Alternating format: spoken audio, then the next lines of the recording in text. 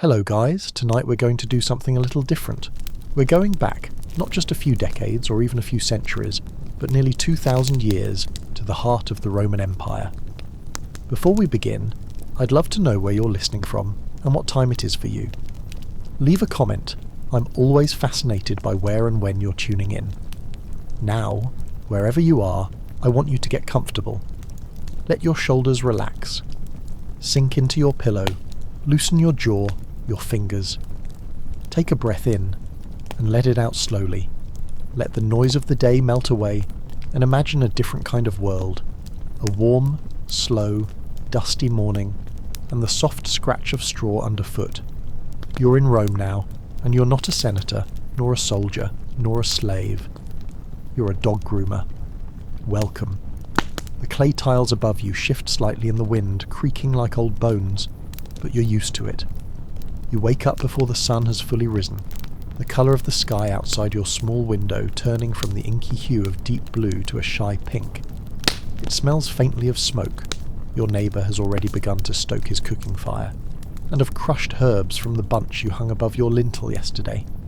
You share a one-room taberna in a quieter part of the Subura district, not far from the Tiber, where the streets begin to slope upward toward the Palatine Hill. There's a single narrow bed along one wall.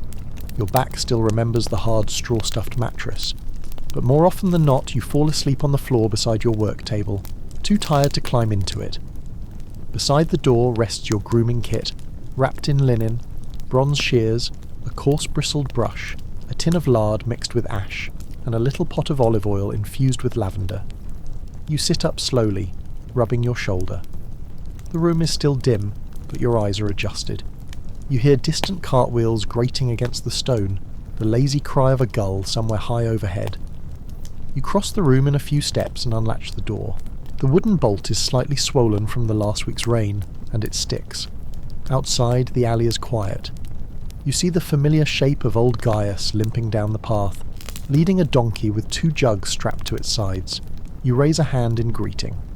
He nods back, lips pursed, half asleep. Today, you will groom 4 dogs. Not your busiest day, but enough to pay for your barley and some extra olive oil. One of them belongs to a fishmonger. Her name is Alba, a little white mutt with uneven ears and a habit of nibbling your fingers while you work. Another is the sleek hound of a minor noblewoman, Marcia something, with rings on every finger and a voice that drips honey and vinegar all at once. Her dog, Lyrus, doesn't like being touched unless you warm your hands first. But before all that, there is breakfast. You stoop to collect yesterday's crust of bread, wrapped in a piece of cloth and tucked into a jar to keep the ants out. It's gone a little hard, but you dip it in a shallow bowl of watered wine and chew slowly, savouring the quiet. On the shelf above you, you've kept a little wax tablet, where you've scratched a few debts owed, and an old charm against illness, words written in Latin and Greek both, gifted to you by a vetulus who once taught you how to clean fleas from a mastiff's ears without being bitten. You haven't always been a dog groomer. You were once a tanner's apprentice. Your hands still bear faint scars from lime burns. But the smell was too much. Dogs, for all their dirt and noise and chaos, at least come in alive and leave looking better. There is something human in grooming a dog, something familiar, almost meditative. As the sun lifts, the shadows shift. You pack your tools carefully into a cloth satchel, tying each brush and comb with twine to stop them clattering together. You wrap a strip of worn linen around your arm. It has your name stitched into it by your sister, years ago, and pull on your sandals. The soles are thinning, and you feel every uneven cobble underfoot as you step out into the street. The first customer is close, a merchant family with a big courtyard, half shaded with fig trees and smelling of damp stone and chickens. The youngest son meets you at the gate chewing something sticky and sweet. She's waiting, he says, and leads you through the arch. In the middle of the courtyard, tied loosely to a post, is the dog, Cassia. A brindle-coated beauty with soft eyes and a mangled tail. You've known her for years, since she was a gangly puppy who tripped over her own paws. She whines when she sees you, and you kneel beside her, murmuring her name, letting her sniff your fingers before you begin. Your day has started. Now, just let yourself linger here, in that warm Roman courtyard. Let your mind rest on the feeling of sun on stone, the rhythm of a quiet morning, the trust of a dog who knows you mean no harm. The world is simpler here, slower. Let it carry you.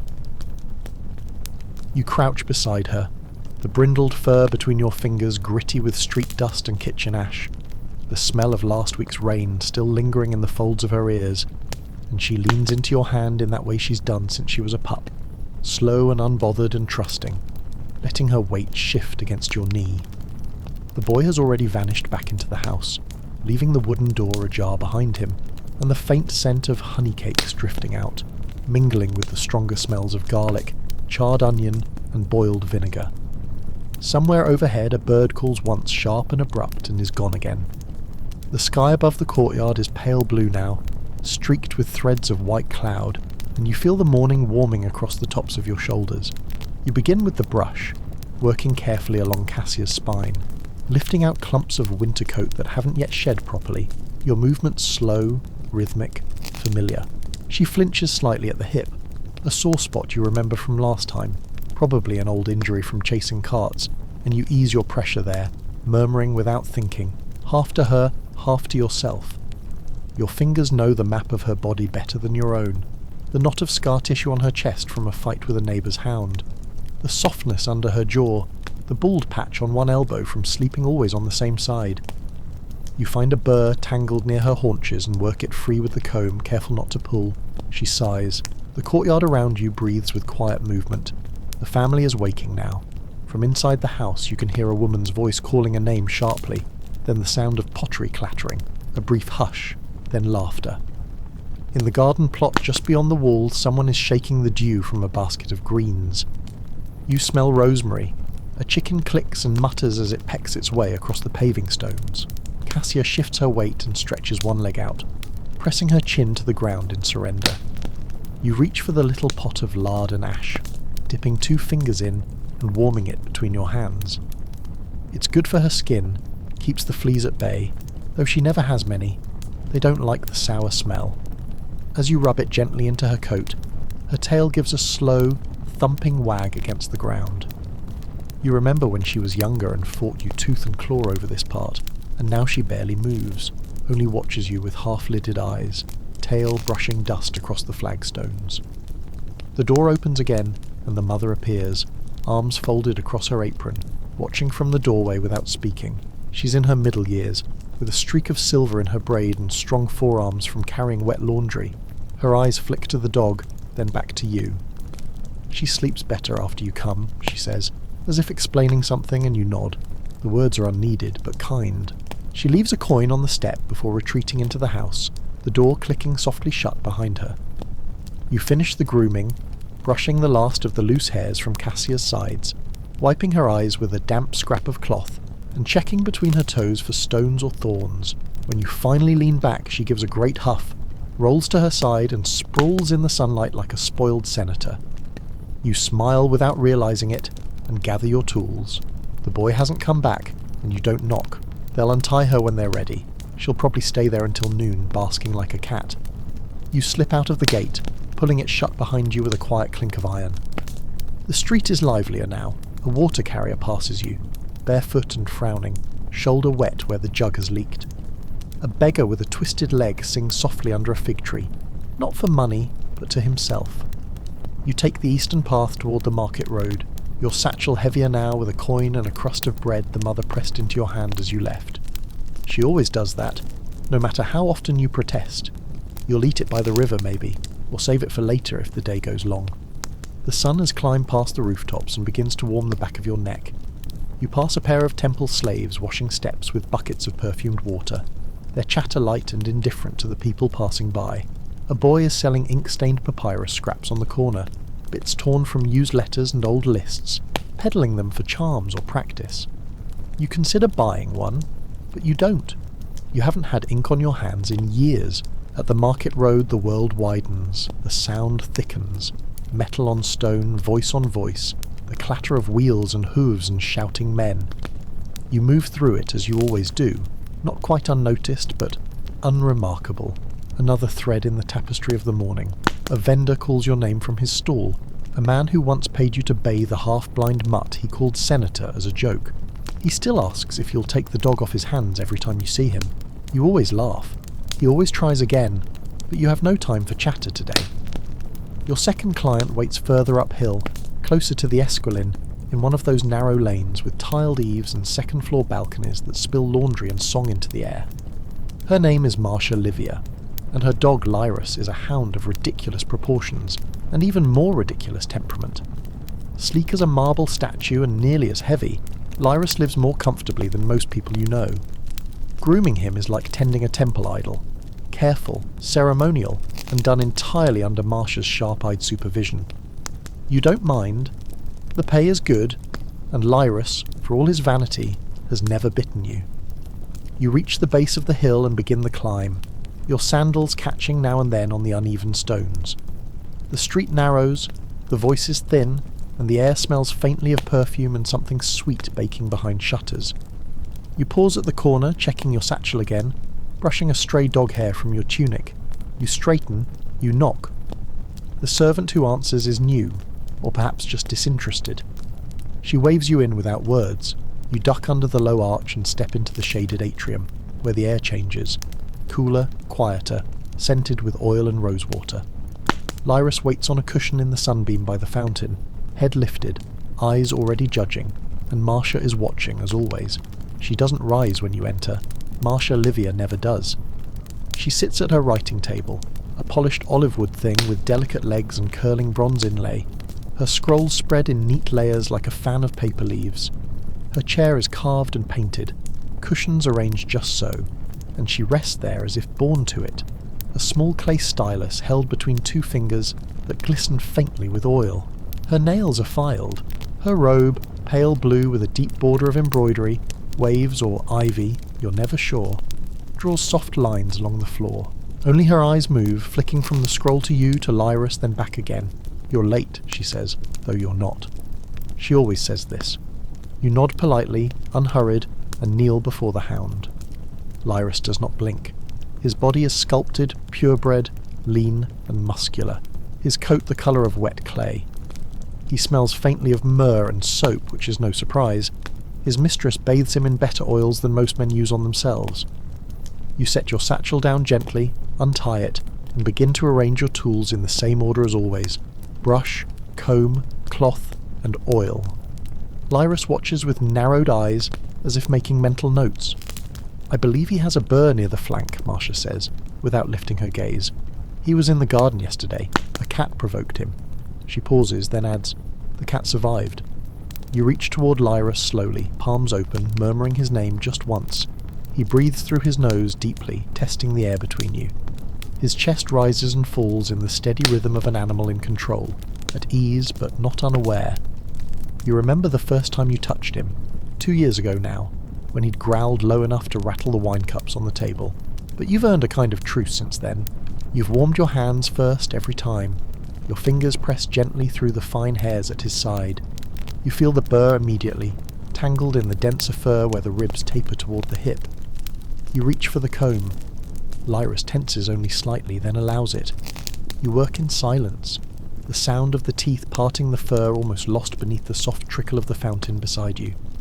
Somewhere in the courtyard beyond the doorway, a wind chime sings a hesitant note, then another. Marcia sets her stylus down with the faintest clink of clay on wood, and glides across the room with a rustle of silk. She watches you work without speaking. The light through the atrium ceiling catches the dust in the air, and you can see it settling along the curve of Lyrus's spine, clinging like the ghosts of dandelion seeds. You brush them away. You oil your fingers and rub the hound's paws, one by one, pressing into the pads to check for stones, trimming a sliver from a cracked claw. The oils make your skin slick and you wipe it carefully on a cloth as Marcia finally breaks the silence again. You've steady hands, she says. You say nothing. She circles slowly, inspecting. Do you know, she continues, there's a man across the street who grooms only lapdogs, poodles and little things from Gaul. I've seen their collars. They wear pearls. Real pearls. He calls himself a canine esthetician. She smiles thinly. I find it embarrassing. You glance up. She's closer now. Her fingers rest lightly on the edge of the fountain, trailing just above the water's surface. Her rings glint. Lyrus yawns, long and slow and deliberate, and rests his head on your knee. "There," she says, and crouches to stroke him behind the ears. "You see, he trusts you. He barely trusts me." You wonder sometimes what people like her see when they look at you. A man bent in the sun, working hands darkened by oil and dirt, old linen wrapped around the wrist. Your name means nothing here. You're a function, a steady pair of fingers, a body that comes when summoned and leaves without lingering. You've grown used to it. You finish the grooming, brushing down the coat until it shines, wiping his eyes with the cloth and inspecting his teeth when he permits it, which today he does.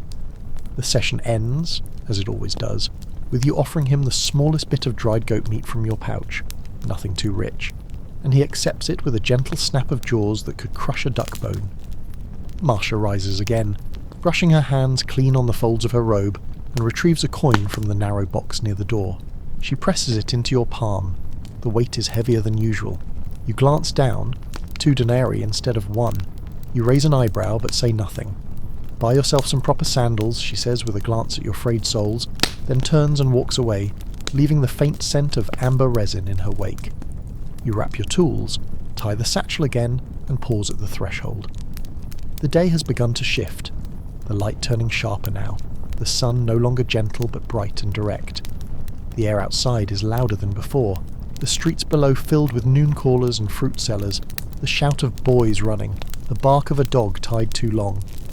You step back into it slowly, blinking against the sun, and turn toward the lower quarter where your third client waits. His name is Terentius, a retired butcher with a limp and an old mutt who smells like smoke and fish guts, and the dog is more scar than skin. But the pay is honest, and the roof of his shop offers shade, and you can sit a moment while the city spins around you. Your feet ache. You're halfway through the day. You descend the hill slowly, the path slick with old dust and flattened olive leaves, past walls crusted with lime wash and the occasional scribble of chalk, names, prices, insults that have faded into obscurity. The air thickens again, not with incense and oil as in Marcia Livia's atrium, but with the sour tang of pickled cabbage, spoiled fruit, and sweat. The quarter where Terentius lives is close to the Forum Boreum, not far from the old cattle pens, and though the herds are long gone by midday, their scent lingers like memory, ground into the very flagstones. You pass under a short archway and into a lane where clothes hang limp on lines strung between upper floors, casting shadows striped like tiger skins across the cobbles.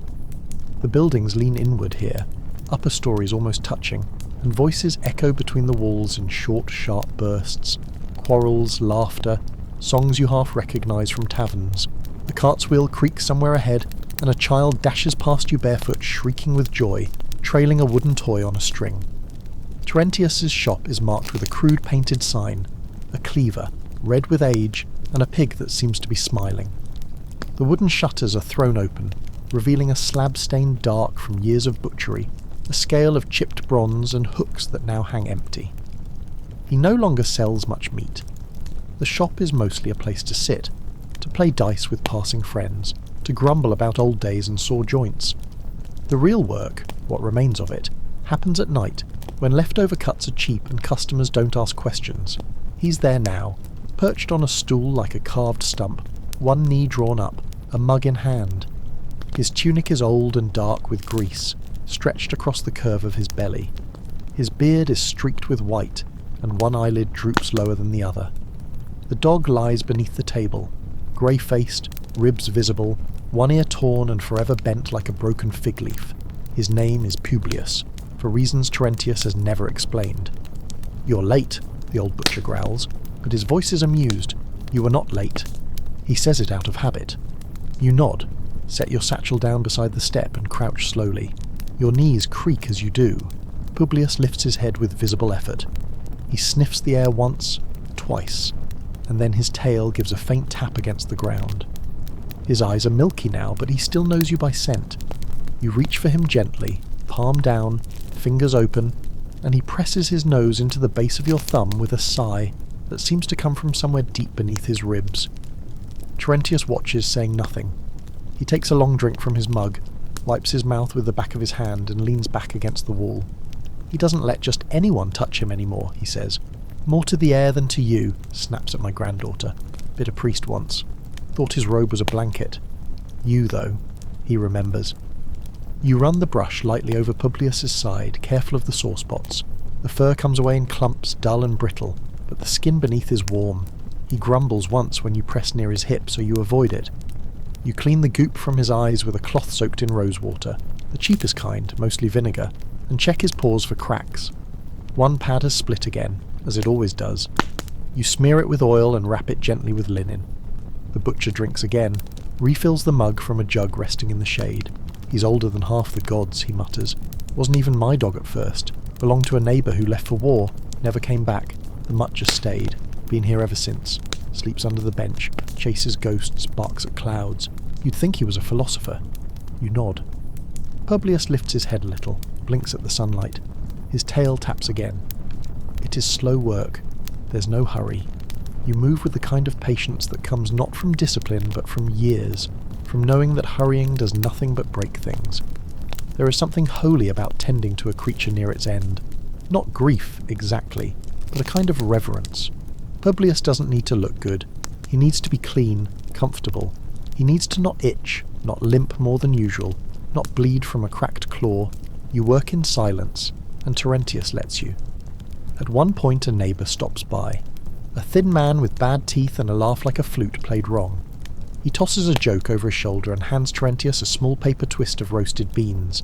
Terentius offers one to you, and you take it, chewing slowly as you tie off the last bandage and stroke Publius once between the ears.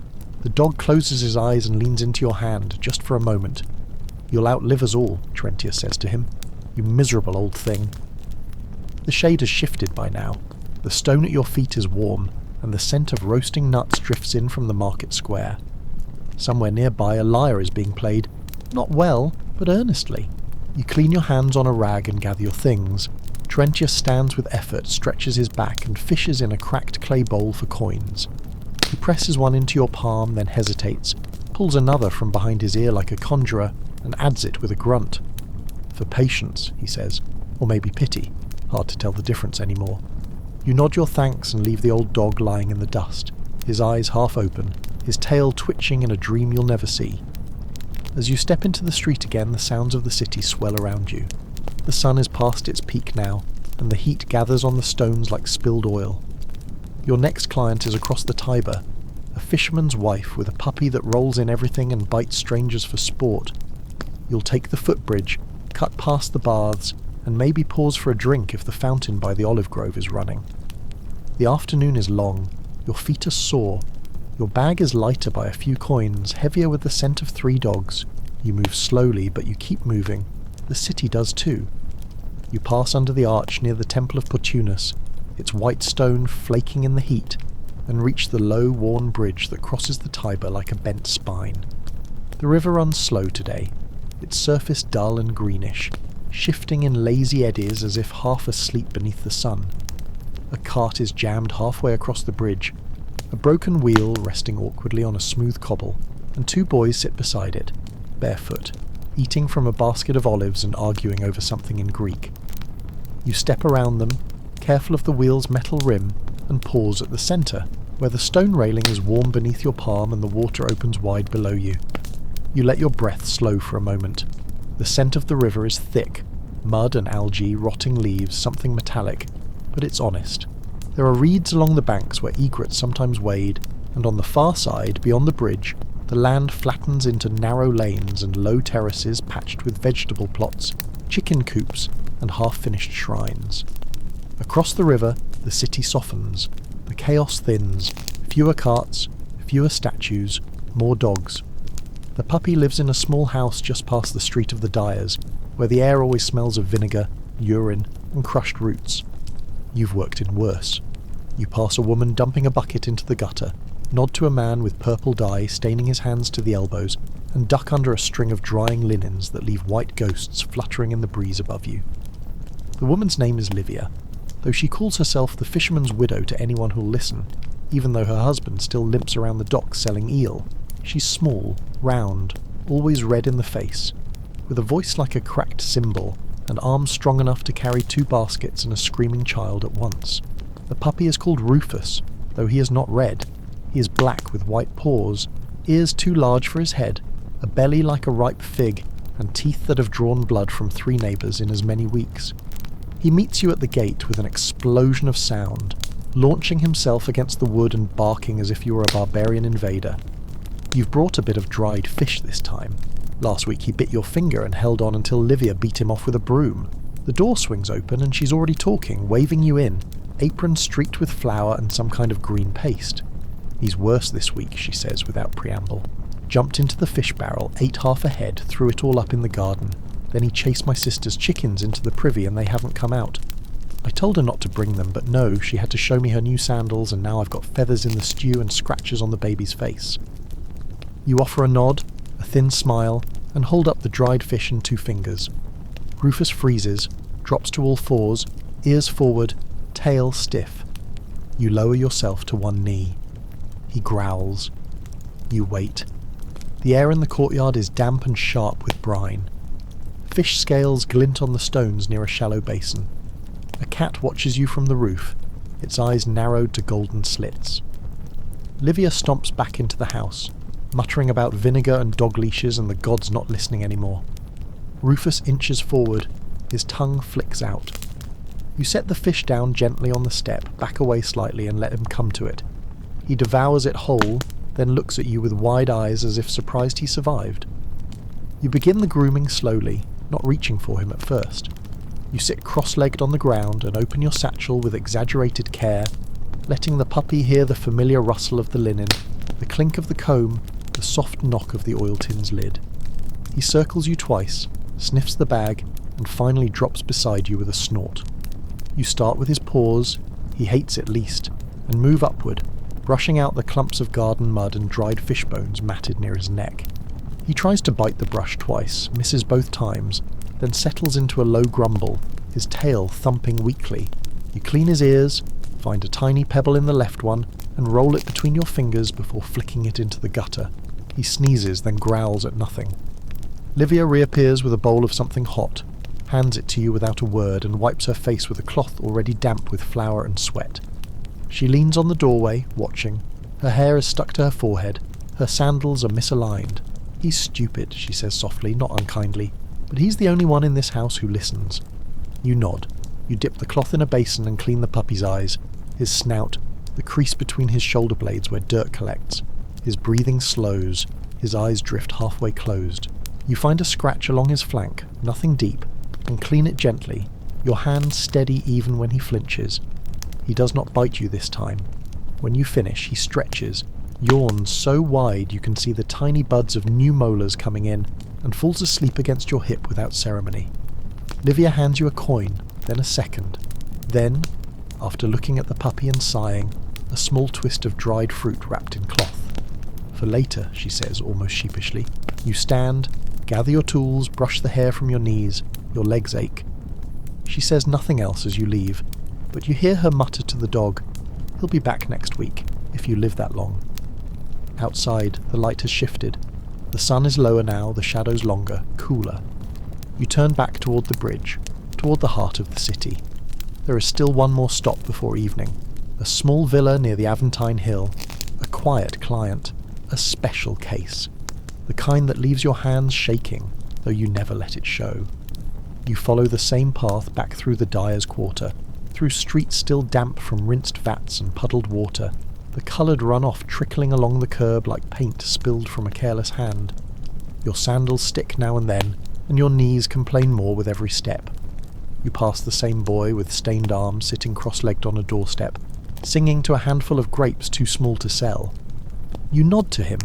He nods back. He doesn't remember your name, but he remembers your bag. By the time you reach the river again, the bridge is clear. The sun rests low behind the Palatine, staining the upper air with a wash of orange and silver. The light hits the dome of a distant temple, and for a moment it glows like hammered gold. You don't stop this time. You cross quickly, your breath catching slightly from the effort. The day is longer than most. Your satchel is heavier, though emptier. Your fingers smell of lavender oil and salted fish, of dust, an old dog, and something else you can't name. The last house is nestled at the edge of a quiet slope behind a row of juniper trees. their scent sharp and clean in the cooling air. It is not grand, not humble either. It is one of those houses that wears silence like a cloak, untouched by noise or argument, untouched by much of anything. The plaster is clean, the gate squeaks once and then shuts behind you with a gentle sigh. The garden inside is overgrown, ivy creeping along the edge of the cistern, rosemary spilling down over the stone steps, mint growing in tight, untamed clumps where the path cracks. You walk slowly. You always do here. A servant meets you at the door, not the usual boy, but a young woman with a dull kerchief tied tightly over her hair. She doesn't speak. She just nods and turns, leaving the door ajar. You follow her through the atrium, where the impluvium has long since gone dry, and the mosaic of dolphins swimming around its edge has begun to fade. The air inside is cool, thick, and quiet, like the hush inside a bathhouse before dawn. Your sandals make no sound on the stone floor.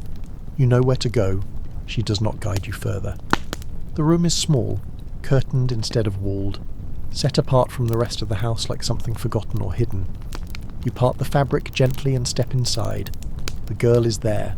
Her name is Julia. She sits near the window, as she always does, where the light filters through the vines and spills across the woven mat. Her eyes are not on you but on the dog in her lap, a small creature, no more than a bundle of bones and soft fur, with ribs too visible and paws too delicate. Its name is Tibia, though it rarely answers. A pale creature, nearly white, with thin fur that mats easily, and a jaw that's slightly off-centre, giving it a permanent look of sorrow. Julia is not much older than 12. Her dress is clean, simple, hands folded around the dog's thin body like she's holding a piece of cloth that might dissolve in rain. She does not speak when you enter. She never does. You kneel without sound, resting your satchel beside your leg, and wait. After a moment she shifts, slowly, carefully. She lifts Tibia and places him on the mat between you. Her hands hesitate at the last moment, then pull back to her lap. You begin. The work is delicate. Tibia is not like the others. You brush him with the gentlest comb, the one you rarely use, its teeth curved and worn. He doesn't resist, but he doesn't move toward you either. You check his paws, where the claws curl in tight and awkward shapes, and you clip only what is safe to clip. You wipe his eyes with a cloth dampened in cooled chamomile, the kind you boil yourself once a week just for this visit. Julia watches every motion. She does not blink often. The room holds a different kind of silence, not heavy exactly, but stretched thin, like the air is trying to listen to itself. You hear the faint whisper of leaves shifting beyond the window, the tick of something cooling nearby, bronze perhaps, and the faint rasp of Tibia's breath, steady but small. Once, months ago, she spoke, just once. She asked if you had ever seen a dog die. You said yes. She had nodded and said nothing else. Since then, there have been no words, but she still brings Tibia to you every week, or rather, she waits here, the dog already in her lap. You finish the grooming. Tibia's coat is no longer matted. His eyes are clean. You rub his joints gently with oil warmed by the heat of your hands. He leans, just a little, into your palm, and you feel his ribs shift beneath his skin like the frame of a bird. When you lean back, Julia reaches forward again, lifts him wordlessly, and holds him to her chest. She does not look at you. You gather your tools in silence. A coin is waiting on the edge of the window, placed there by someone else, likely the same servant who met you at the gate. You take it. It is always there. You never see who leaves it.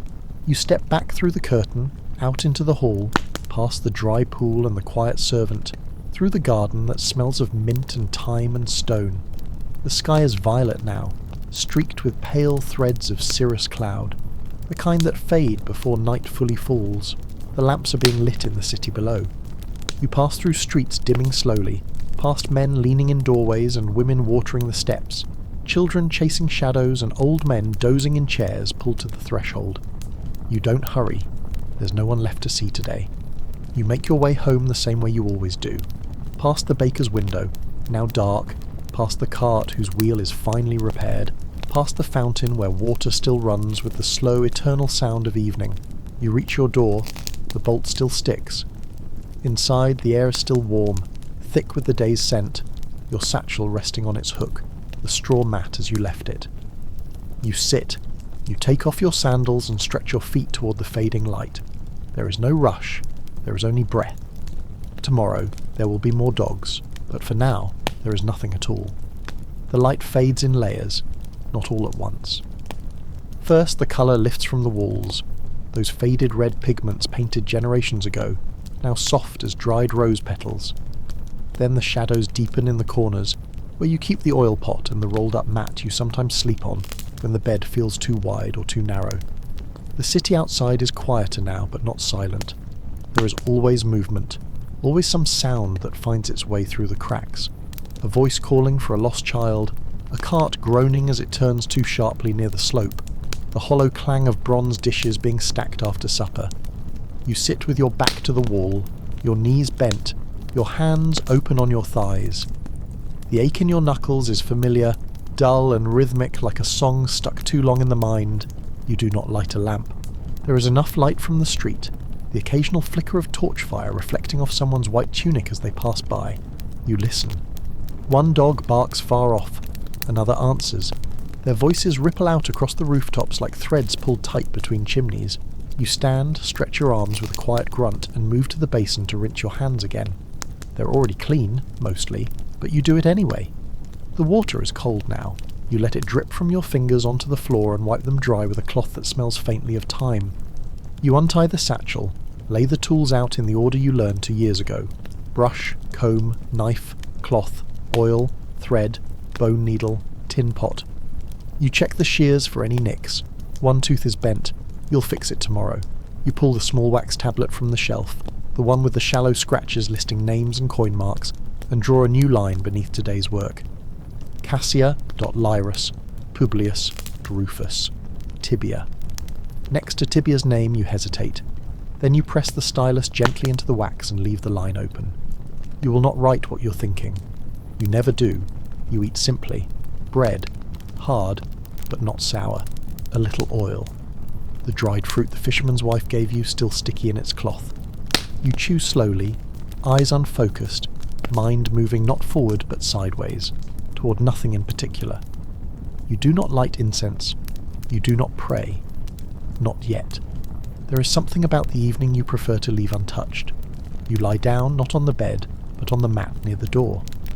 It smells like the city. Dust, leather, the faint scent of ash from someone's cooking fire. Your limbs settle one by one into the grooves they know. You listen again. A man laughs too loud somewhere. A woman replies with silence. Then even that fades. You do not sleep yet. Instead, you think of the days behind and the ones to come. Of Cassia, soft-eyed and drowsing in the sun. Of Lyrus, regal and ridiculous, his paws scented with rose. Of Publius, bones brittle but spirit intact. Of Rufus, wild and sharp and still growing. And of Tibia, small, silent, fragile as a peeled reed. You remember their sounds, their breathing, their odd habits. One curls left, one licks a paw before sleep, one watches the door, always. You do not forget these things, not because you mean to remember them, but because your hands do. Tomorrow there will be others.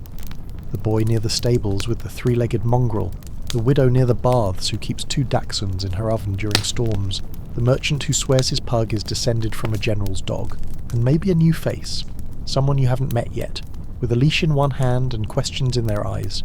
You close your own eyes, not to sleep, just to rest them. The room hums gently in the dark, your breath is steady, your feet still ache, but you're home, for now. The city leans into sleep around you. A wheel clinks, a dog shifts on a roof, a door creaks open and shut, time slides forward, and in the morning the world will ask for you again. You wake before the sun, not all the way, not suddenly. It begins as a loosening of breath, a sense of something shifting just outside the veil of dreams. The room is still thick with night, but a paler kind of dark, the sort that hovers right before the world decides to begin again.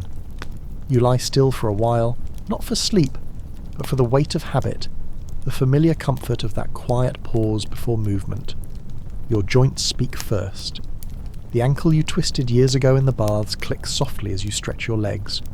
Your back hums its usual complaints, as you rise onto your elbow and feel for the floor with cautious toes. You sit for a moment in the half-dark, feeling the coolness of the clay tiles beneath your fingers, the hush of still air pressing against your chest. You smell the faintest trace of rain, far off, not here yet, drifting in through the slats of the shutter. There's a knock, not a real knock, more a shift, a scuff of leather on stone, just outside your door. You know the rhythm. It's the baker's boy. He never waits. You hear the soft thump of the bundle being set down and the quick tap of his sandals retreating. You stand, retrieve it, unwrapping the linen from the loaf that's still warm, still breathing steam in its creases. You tear a piece from the edge. It's coarse, brown, but fresh. You eat slowly, leaning against the doorway, looking out into a street not yet awake. The sky is bruised with soft grey, and that early pale blue that never lasts. A pigeon hunches on the lip of the nearest rooftop, blinking into the wind. Someone down the alley coughs. The city is not yet speaking, but it's listening. You dress quickly, fingers stiff on the linen ties, then rewrap your wrist with the same cloth you always use. It smells of oil and ash. Your satchel waits in the corner, your tools already wrapped and resting inside. You tie it shut without ceremony, the same motion you've made 1,000 mornings before. Today is market day. The first client won't come to you. You'll find her at the edge of the livestock square, where the goat pens give way to a row of fabric stalls, and a man who sells onions with one eye and no patience.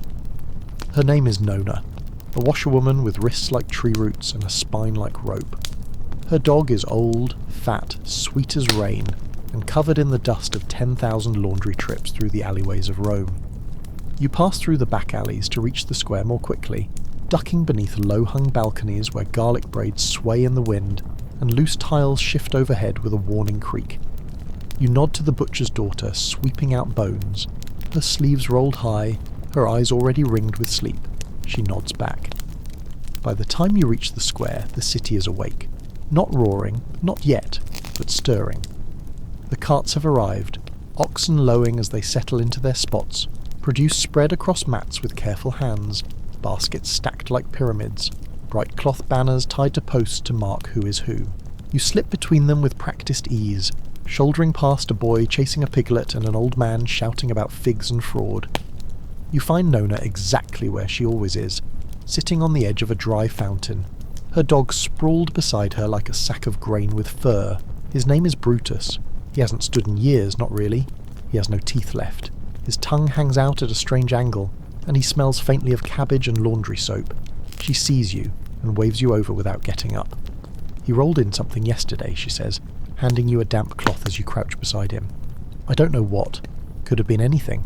His nose still works, more's the pity. You begin the work. Brutus barely stirs. He knows you. You start with his paws, run the brush lightly across his back, find the usual patches of crusted mud, and pick them out with the edge of your comb. You work slowly, pausing only to offer him a drop of oil near his lips. He licks it up with effort and a grateful blink. Nona watches, arms folded, chin resting on her fists. I think he likes you more than me, she says, though I suppose you don't yell at him when he farts. You smile faintly. There's no reason to speak. Brutus shifts his weight, sighs long and slow, then blinks at the pigeons circling overhead. The sounds of the market thicken as the sun rises, voices sharpen, carts rattle harder. The smell of early fish joins the smells of fruit, dust and fire. You hear someone shouting about pears, someone else yelling in Latin, then Greek. A burst of laughter cuts through it like a knife. You don't look up. You rub oil into Brutus's elbows where the fur is thin and the skin rubs raw on the paving stones. When you finish, Nona presses 2 coins into your hand, one with a smooth edge, one bent slightly from years in circulation.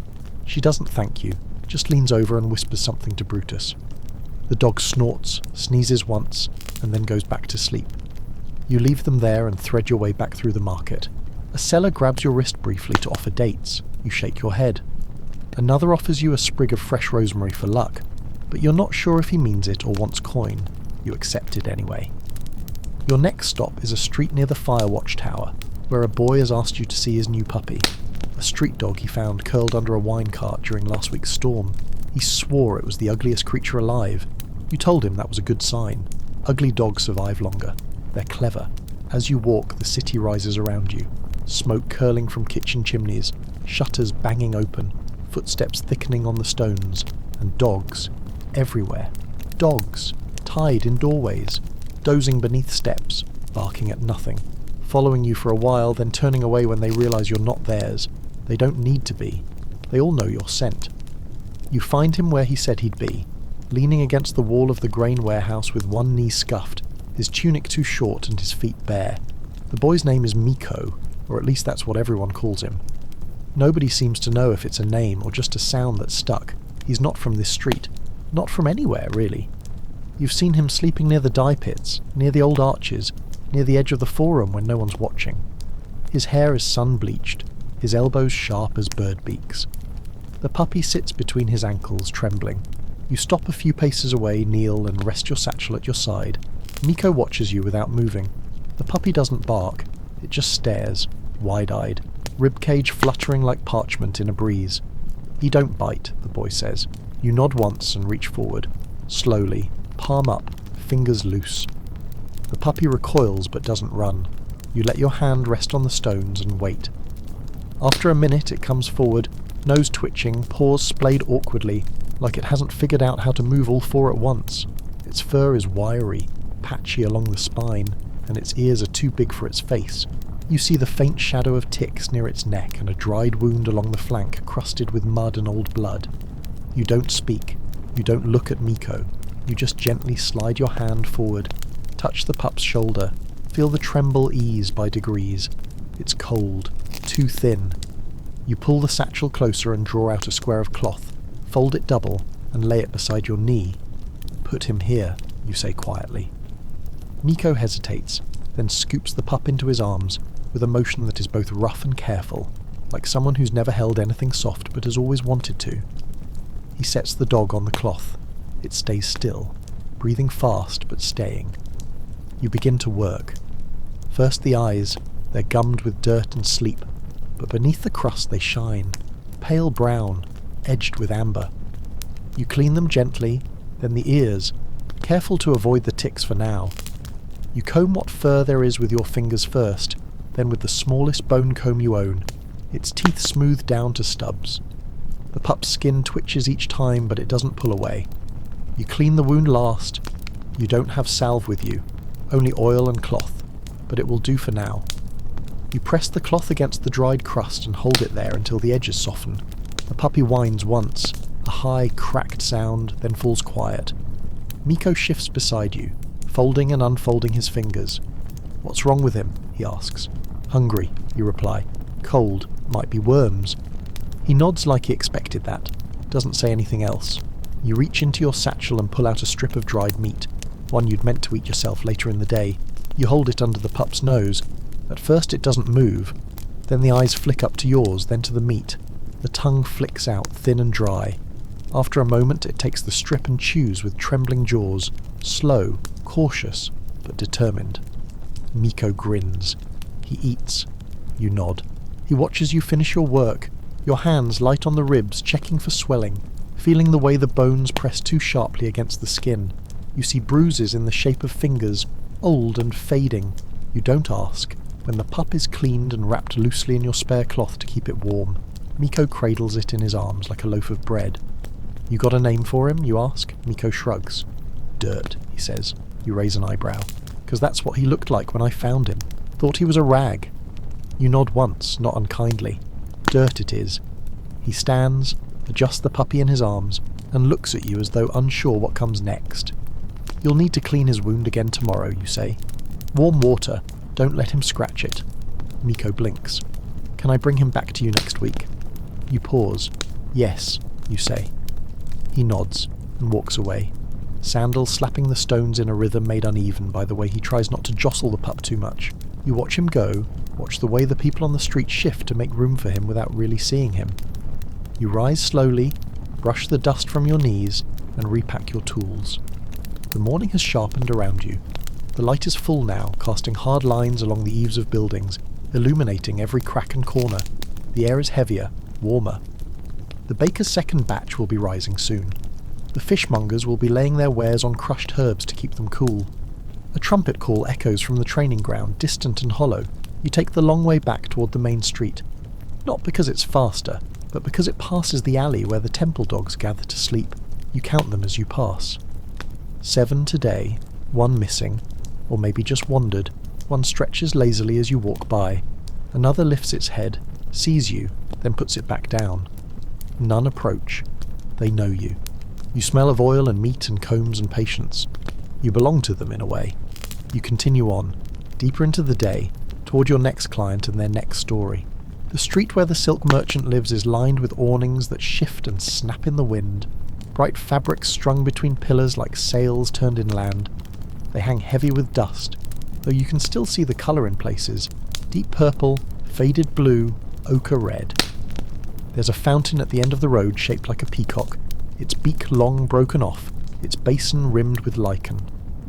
You pause there a moment to wash your fingers, still stained from the pup's wound, and cup a little water to your lips. It tastes faintly of copper.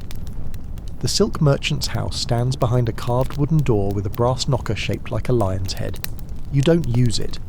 You know the side gate, the one with the loose hinge and the vine growing along the wall like a green snake. You slip through and walk quietly into the courtyard, where sunlight falls in slow shafts through the open roof, and the air smells of myrrh, damp stone, and something sweet, possibly wine. The dog's name is Alba. She's a Saluki. Long-legged, narrow-faced, with a coat so thin it looks drawn in with ink. Her collar is stitched silk, dyed scarlet and set with tiny bells that chime with every breath she takes. The merchant insists on it, says it keeps away jealousy, or mice, or silence.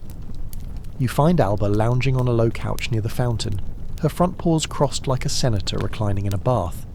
She does not bark, does not stir, only flicks one ear as you approach, then sighs as if to say, "Finally." The servant who usually brings her to you is nowhere to be seen today. You sit beside her without ceremony and unwrap your cloth slowly, setting the tools out one by one in a quiet rhythm. The long comb, the oiled cloth, the curved knife, the silver brush with the worn bristles. The marble beneath you is warm from the sun. Alba stretches delicately, rises, and steps down from the couch with a dancer's careful grace. She comes to you of her own accord and lowers herself to the mat you've unrolled. You begin with her ears. There's no dirt to speak of, just a bit of dust caught in the folds of skin, a few loose hairs. Her coat is barely there, so fine it offers no resistance to the comb. Still, you work slowly, brushing with long, gentle strokes, one hand steady on her shoulder, the other moving like the hour hand of a sundial. She leans into the pressure only slightly, her eyes half-lidded, her long tail twitching from time to time. A pigeon flutters across the open roof. Alba follows it with her gaze, but does not rise. The silk merchant appears some time later, swathed in a linen tunic that clings to his frame in the heat, a cup of wine in one hand and a lazy expression on his face. He says nothing for a while, just watches from the shade of a column. You can feel his gaze, but you don't look up. It's not needed. When he finally speaks, his voice is low and flat, like someone talking to himself through you. She's been listless, refusing cheese, wouldn't even drink the snow water. You nod, not to agree, just to show you've heard him. You run your fingers along Alba's ribs, checking for swelling. She breathes slow and deep. Nothing seems wrong. She's lonely, you say, brushing her flank. The merchant frowns, though not at you. I'm here. You don't reply. He takes a sip of his wine and turns away, muttering something about omens. You hear the soft tread of his sandals vanish back into the house, swallowed by cloth and distance. Alba exhales heavily and rests her head on your knee. You let your fingers trail down her spine and pause at the place just above the hips, where she's always been tense. She winces slightly, then settles. You finish the grooming in silence. The courtyard hums around you, the fountain trickling in a slow, uncertain rhythm. The distant murmur of doves nesting in the roof beams, a servant's voice somewhere far off. You oil Alba's paws last, rubbing the pads gently with your thumb until they shine faintly in the light. When it's done, she rises and walks once around the fountain, each step marked by the chime of her little bells. She pauses, looks back at you, and blinks. Then she vanishes through the hanging curtain that leads into the inner rooms. You gather your things without hurry. The tools go back in their cloths, each wrapped the same way each time, edges folded tight.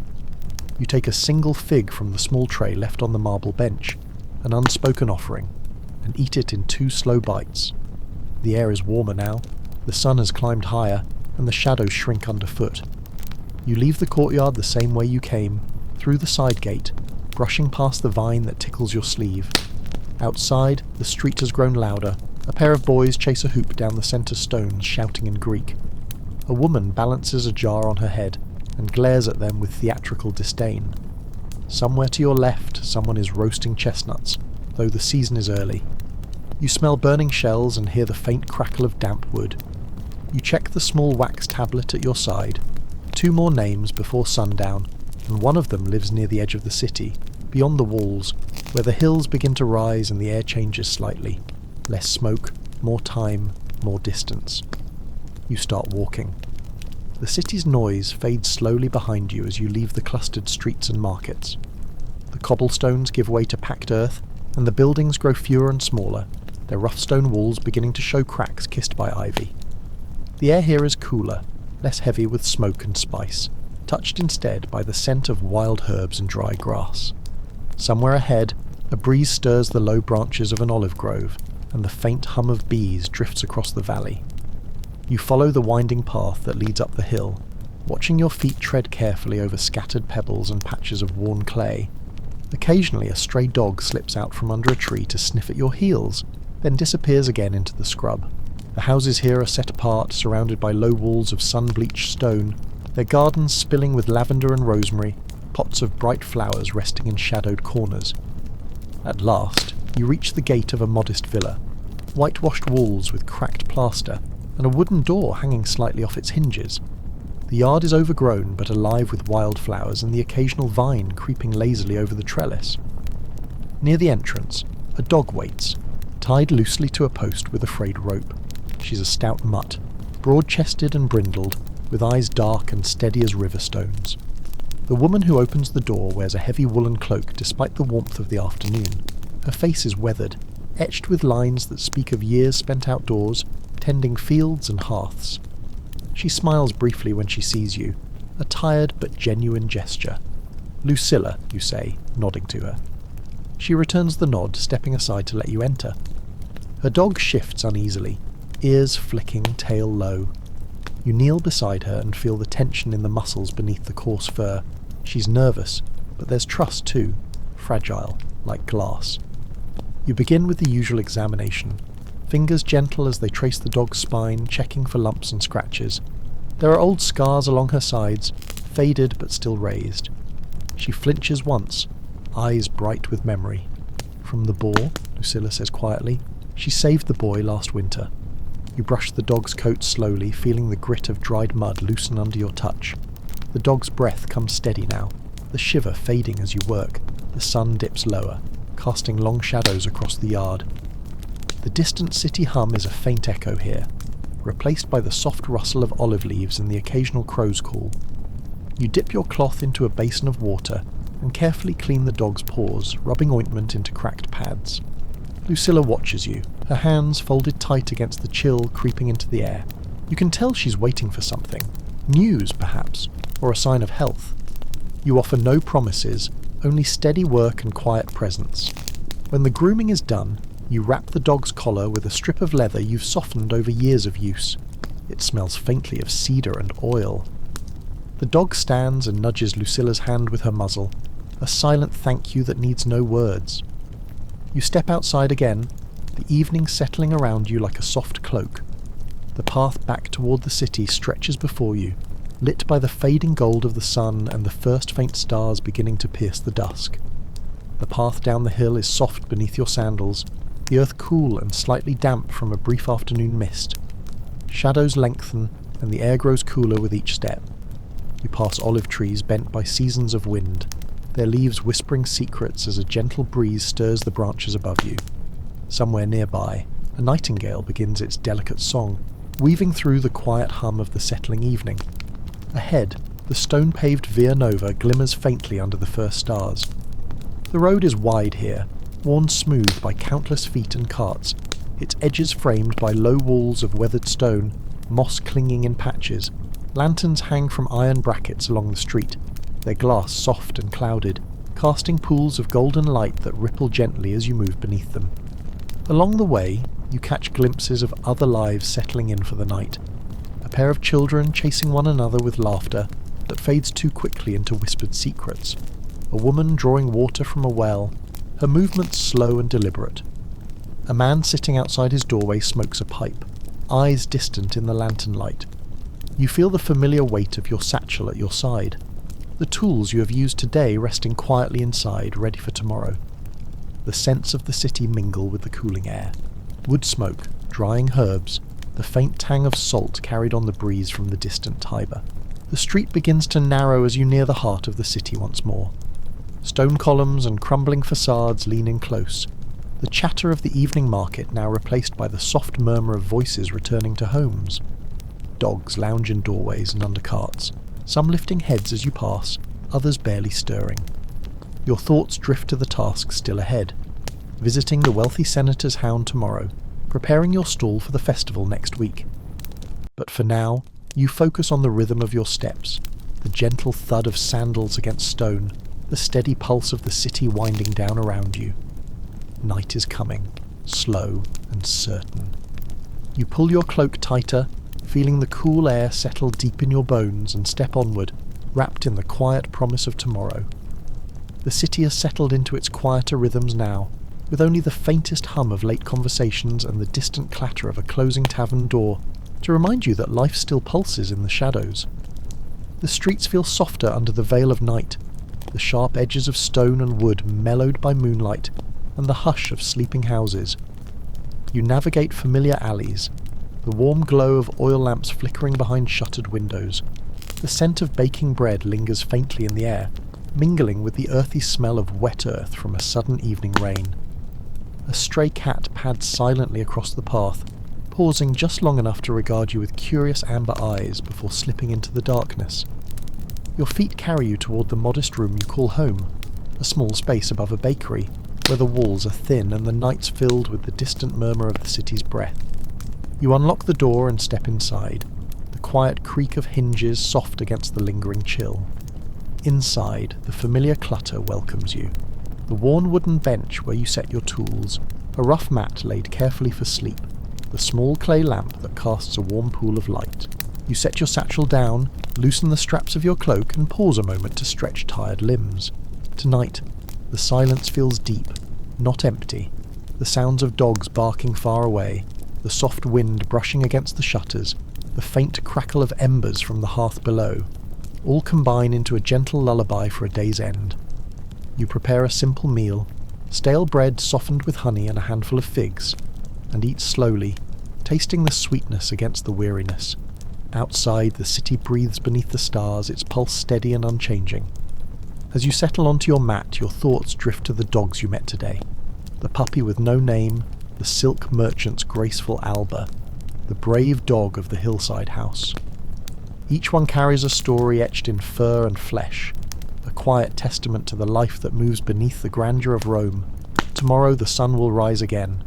New dogs, new streets, new stories waiting to unfold. The first faint glow of dawn slips quietly through the shutters, painting the rough walls of your room with pale strokes of pink and gold. Outside, the city slowly stirs, the low murmur of early risers, the distant crowing of a rooster, the soft clatter of feet on stone. The air is cool and still, carrying the faint scent of dew and crushed herbs. You rise from your mat, muscles stiff but steady, and begin the small ritual that starts your day. The lamp's last flicker dies, and you open the wooden shutters wider to let in the soft light. The sky beyond is a wash of pastel blues and purples, promising warmth soon. Your satchel is waiting by the door, worn leather smooth beneath your fingers. You check your tools carefully, combs, scissors, brushes, each in its place. The air is crisp as you step outside, sandals meeting the cool pavement, the city awakening beneath a sky just beginning to brighten. The streets are quiet now, but life is gathering. Bakers tend their ovens, the smell of fresh bread rising. Merchants arrange their stalls, cloth fluttering in the morning breeze. Dogs already begin their rounds, some with owners, others free to explore, noses to the earth, tails flicking with curiosity. You pause briefly at the fountain in the square, cupping cool water to your lips, feeling the steady pulse of the city beneath your feet. Today promises new meetings, new dogs, new stories to be woven through fur and care. With a deep breath, you set off down the street, the soft sound of your footsteps blending with the gentle chorus of morning. The sun has risen higher now, its golden fingers stretching across the rooftops and warming the cobblestones beneath your feet. The air carries the scent of fresh bread and spiced wine from nearby stalls as the marketplace hums softly with morning activity.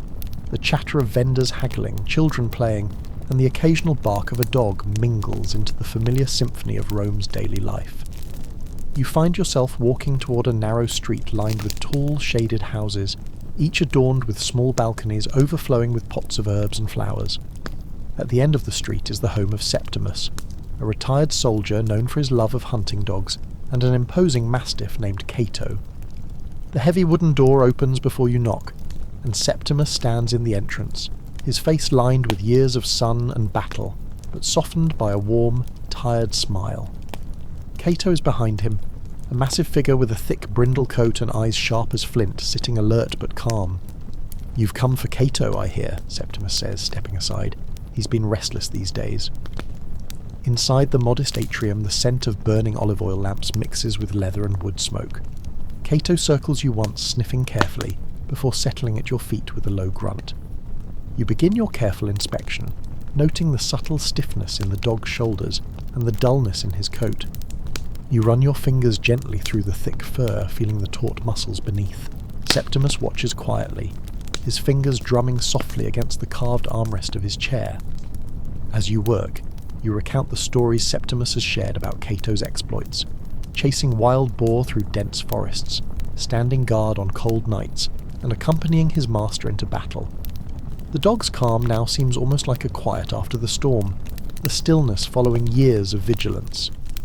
You finish with a careful trim of Cato's claws and a soothing rub of oil along his broad neck, feeling the dog's tension ease under your touch. Septimus nods, gratitude and relief mingling in his eyes. "He's in good hands," he says softly. You gather your tools, ready for the next appointment, as the marketplace continues its slow awakening outside the open windows. Stepping back into the sun-warmed streets, you feel the pulse of the city again, life unfolding in slow, deliberate rhythms. The market square buzzes with a mix of colours and sounds, merchants arranging piles of olives and figs, women bargaining over bolts of cloth dyed with indigo and saffron, the clatter of wooden carts rolling over stone. The air carries scents of fresh herbs, basil, oregano, and thyme mingling with the sharp tang of vinegar and cured meats. A group of children chase one another near the fountain, their laughter bright and unguarded, while a young woman gently strokes a small terrier, its curly coat a tangled mess waiting for your skilled hands. You pause by a vendor selling earthenware bowls, admiring the delicate patterns etched into the clay, before moving toward your next appointment. The sun climbs steadily, casting long shadows beneath the awnings that ripple like sails in the warm breeze. Your thoughts drift briefly to the terrier waiting for you, the dog of a wealthy widow who lives near the forum. She's said to be proud and exacting, with a small dog that demands attention but is prone to nervous energy. As you weave through the crowd, the city seems alive with stories whispered in every corner, the quiet drama of daily life playing out beneath the ever-watchful gaze of Rome's ancient stones. Ahead, the narrow street leading to the widow's domus beckons, quiet and shaded beneath tall walls, promising another story to be told in fur and care. The narrow street leading to the widow's domus is quiet, almost hushed, tucked between taller buildings that seem to lean in, as if to protect the small world within. The walls are pale, worn by time and sun, and the heavy wooden door is painted a deep faded red with iron studs. You pause a moment, hearing only the soft rustle of leaves from a small garden behind the gate. The door opens almost immediately and a woman steps out. Her grey-streaked hair is pulled back tightly, and her eyes are sharp beneath heavy lids. She greets you with a measured nod, hands folded neatly in front of her tunic. Inside the dim atrium, a small dog watches you from the edge of a marble bench, a terrier with tight curly fur that looks a bit wild, like untended waves. The dog's eyes dart anxiously, tail flicking like a pendulum, never still. You know her temperament, the widow says quietly. She's restless, fearful of strangers, but she needs you. You set your satchel down gently and begin your work. The terrier moves constantly at first, shifting weight nervously from paw to paw, ears twitching at every sound. You speak softly as you reach out, letting your hands rest briefly on the marble before moving toward her. Slowly, with care, you draw a long comb through the curls, untangling knots with patient strokes. The dog's breathing calms, her body softens, and she leans into your touch, hesitant but trusting. The widow watches from a distance, her expression unreadable, but when the dog finally settles, a faint smile touches her lips. You finish with gentle clipping around the eyes and paws, careful to avoid startling her. The terrier's sharp gaze softens, and for a moment she allows herself to be still. When you rise to leave, the widow's voice is low but steady. Thank you. It is no small thing to calm a spirit like hers. Outside, the city hums quietly as the afternoon light slips toward evening and you prepare for the final visits of the day. The afternoon sun begins to soften, casting long, warm shadows over the streets of Rome. The market's earlier clamour has faded into a gentle murmur as merchants begin to pack away their goods and the city's rhythm slows in anticipation of evening. The scent of cooling stone mingles with the distant aroma of roasted chestnuts and wood smoke drifting from hearths being prepared for nightfall. You move through quieter parts of the city now, where the narrow lanes twist unpredictably and the tall buildings lean close, their worn walls cloaked in the fading gold of the setting sun. Here, the sounds are softer, footsteps echoing against stone, the occasional clink of a water jug being filled, the low murmur of conversation from open windows. Your path takes you toward the Domus of Gaius, a senator known for his fondness of a small, elegant Italian greyhound named Luna. His residence is a grander affair than the homes you visited earlier today, with columns framing the entrance and a small courtyard garden lush with fragrant herbs and flowering vines. The heavy wooden door creaks open, revealing a servant who guides you inside. The interior is cool and dim, scented faintly of oil lamps and polished wood. Luna waits in the atrium, poised and delicate, her fine coat shimmering under the soft light. Her eyes meet yours with a calm intelligence, and you kneel beside her, beginning the familiar work of grooming and care. As you run the comb gently through Luna's short fur, you notice the subtle tension beneath her smooth muscles, perhaps from the long day or the quiet stress of her highborn life. You take your time, easing the tightness with practiced hands, feeling the slight rise and fall of her breathing as she relaxes. Gaius himself appears briefly, nodding his approval from a distance before retreating to his studies. The household buzzes quietly with servants preparing the evening meal, their movements a gentle dance in the background. When your work with Luna is done, you step back into the cooling air of the courtyard, feeling the fading light brush softly over your skin. The city beyond waits, cloaked now in dusk, its stones warming from the sun's last touch. You make your way to your final visit of the day, a modest house tucked away in a quieter neighbourhood, where an older woman lives with a gentle aging hound named Marcellus. The dog moves slowly now, his steps measured and careful, eyes soft with years. Inside the small garden, you sit beside Marcellus, brushing his greying fur with a tenderness that comes from long practice. The air is thick with the scent of jasmine and damp earth, and the sounds of the city's evening song rise softly around you. Distant bells, the murmur of voices, the occasional bark of a dog settling for the night. You work slowly, savouring the stillness that comes at the close of a day filled with motion and care. Each stroke of the brush feels like a quiet benediction, a moment of peace in the ever-turning world. As the last light fades and stars begin to blink awake overhead, you gather your tools and prepare to return home. The city is no longer a place of bustling streets and shouting vendors, but a tapestry of soft shadows and whispered stories, waiting to greet the dawn once more.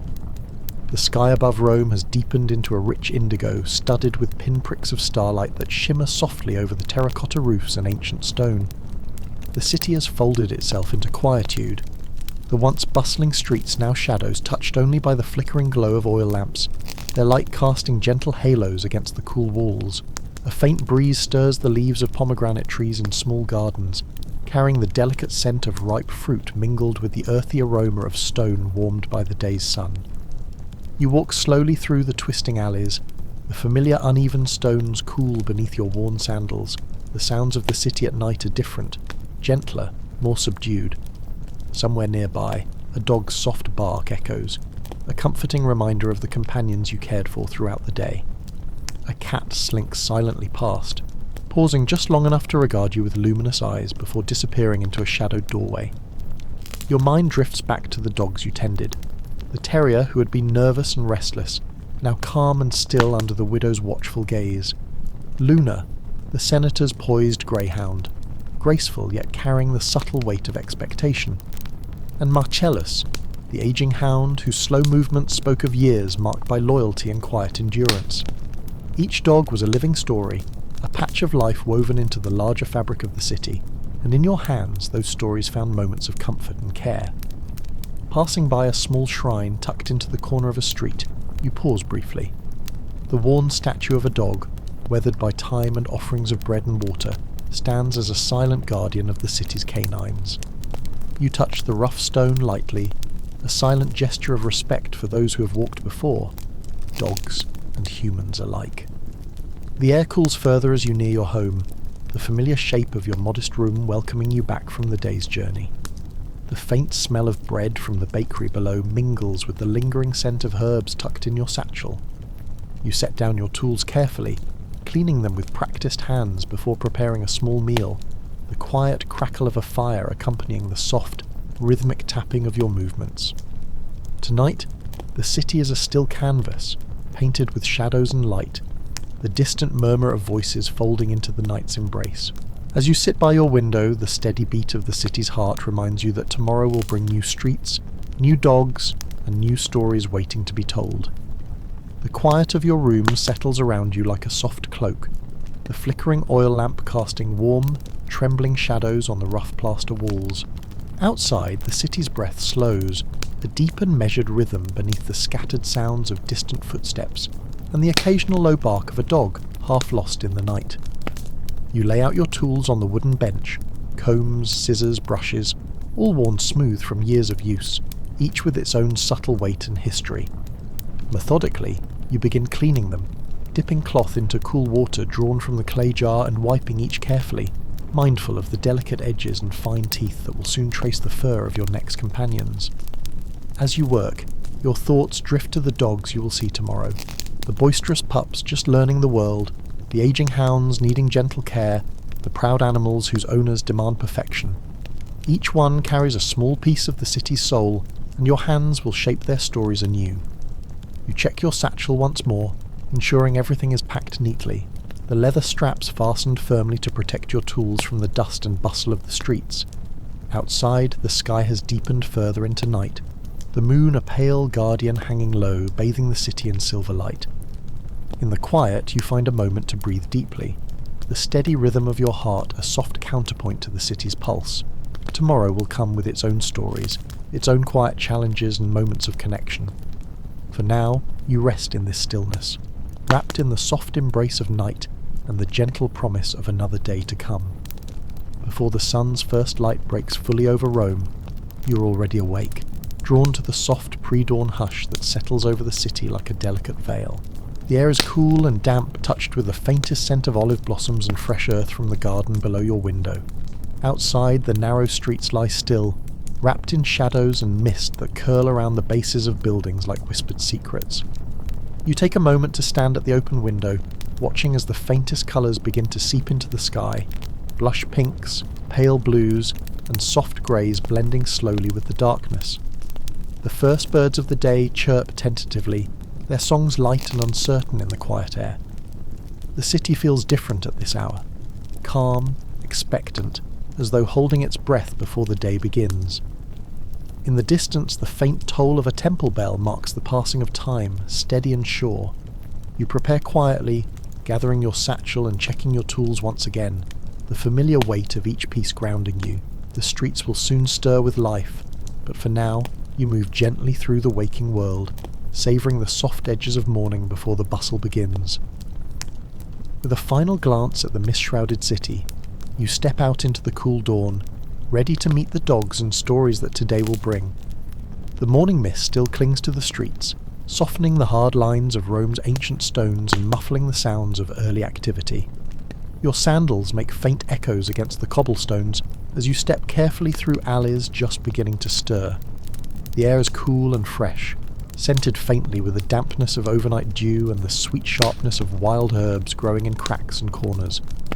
The city is slow to wake, and you find yourself alone in many stretches, accompanied only by the distant murmur of water and the occasional rustle of birds rousing from their roosts.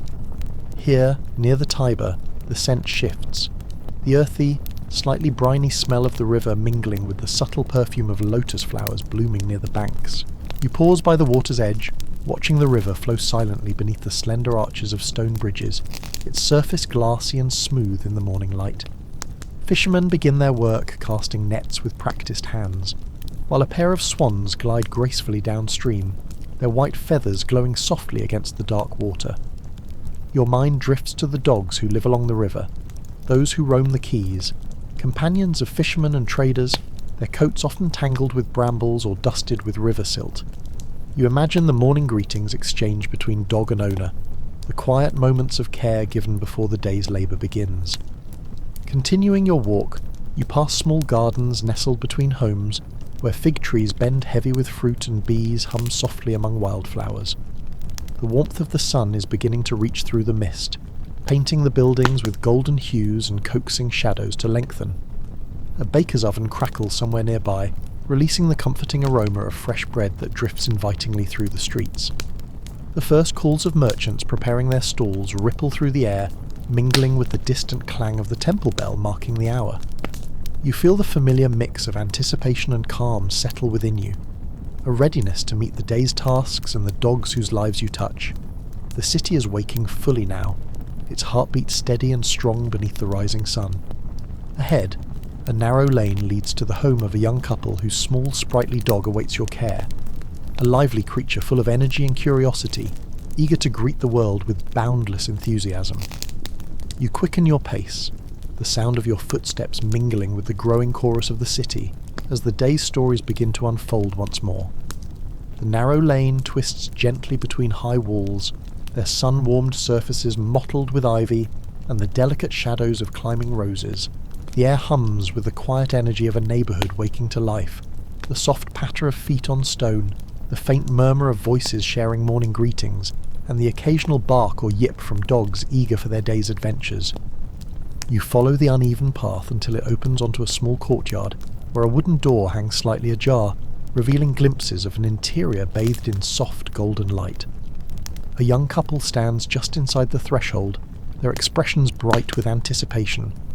The woman's hair is braided simply, her tunic dusted with flour from recent baking, while the man's hands bear the marks of a craftsman, calloused but gentle. Between them prances their dog, a lively, compact creature, a mix of breeds that lends it a spiky coat and alert eyes filled with restless curiosity. The dog's tail wags in rapid rhythm, feet barely touching the stone floor as it darts between the couple's legs. "You're just in time," the woman says, smiling warmly as she gestures toward the eager dog. "Milo has been waiting all morning." Milo greets you with enthusiastic bounds, his energy infectious yet tempered by the gentle tone you offer. Kneeling, you reach for your tools, and the work begins, a delicate dance between patience and precision. You start by calming Milo's excited spirit, running your fingers through his rough fur, letting your touch slow his quick breaths and ease his bright eyes. The couple watches quietly, their shared glances soft with affection and pride. They speak in low tones, exchanging stories of Milo's antics, chasing after market cats, barking at the flickering shadows beneath trees, and the joyful chaos of his recent discovery of a pile of fallen olives in the street. Each story is a thread weaving into the fabric of this small family's daily life. Your comb moves steadily through Milo's coat, detangling knots caught on brambles and thorns from his adventures. The roughness gives way beneath your hands to softer, warmer fur, revealing the dog's lean muscles and steady heart beneath. You trim carefully around his paws, wary of sharp stones that might bruise or cut, mindful of his spirited nature and the boundless energy that drives him. As you work, the sun climbs higher, spilling light into the courtyard and warming the cool stone beneath you. A soft breeze stirs the rose petals overhead, sending gentle showers of pink to drift down like whispered blessings. The couple offers you a small cup of watered wine, its sweet tang a welcome respite after the morning's walk. You share a few moments of quiet conversation, their voices mingling with Milo's contented sighs and the distant chorus of city life.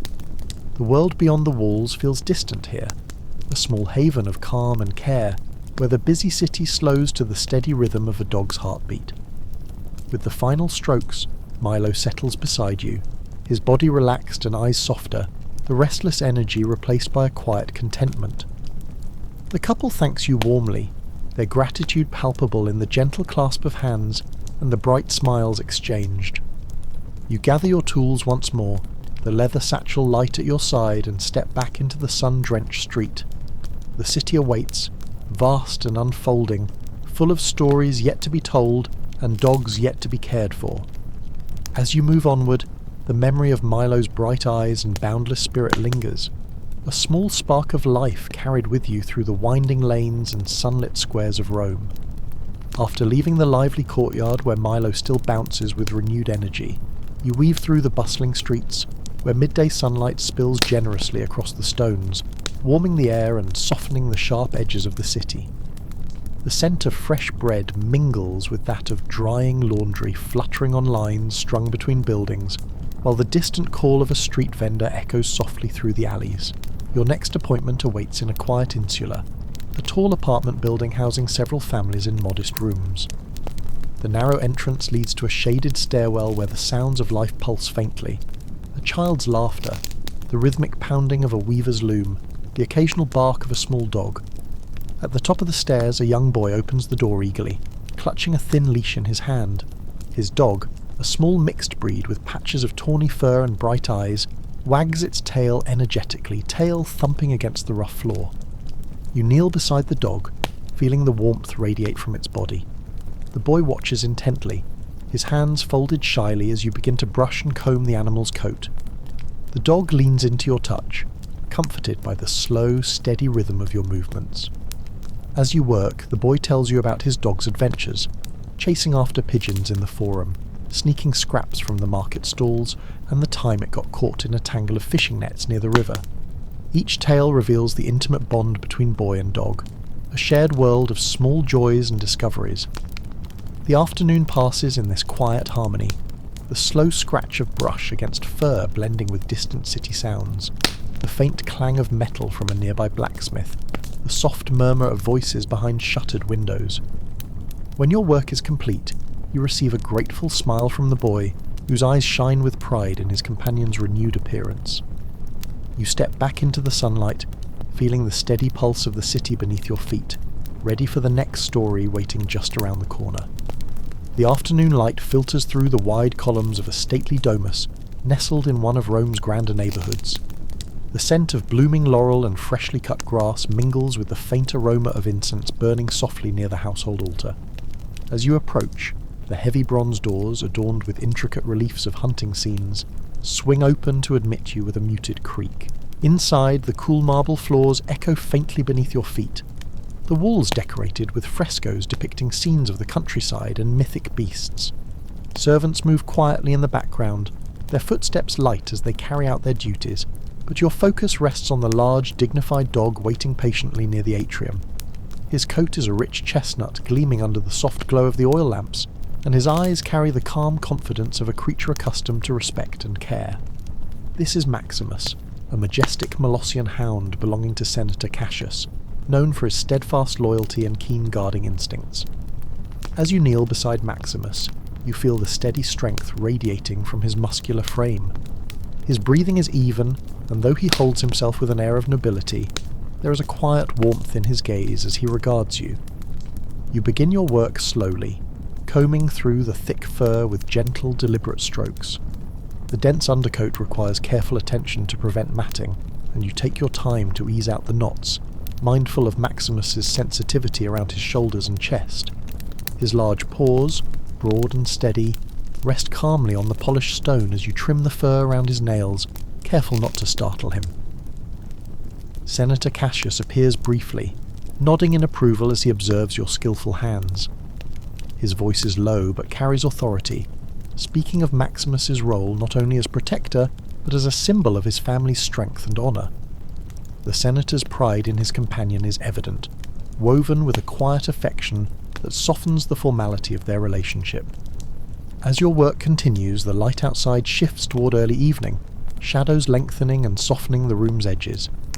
The air grows cooler, and the subtle scent of evening blooms drifts through the open windows.